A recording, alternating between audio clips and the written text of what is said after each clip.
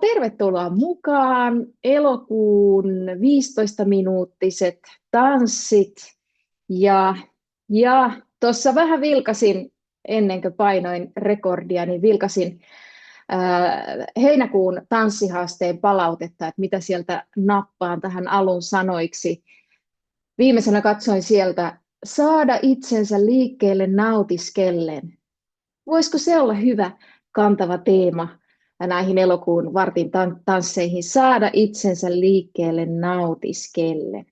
Ja tosi moni kommentoi sitä tuossa heinäkuussa, että kun ne on lyhyitä, no silloin meillä oli yksi biisi, nyt meillä on 2-4, riippuen vähän biisin pituudesta, että jo siinä pienessä hetkessä voi saavuttaa tanssin ilon, tai jo siitä pienestä hetkestä tuli semmoinen energisempi olo päivän jatkoon.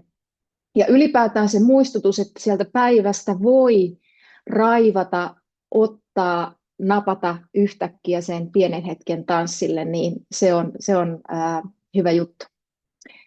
Mutta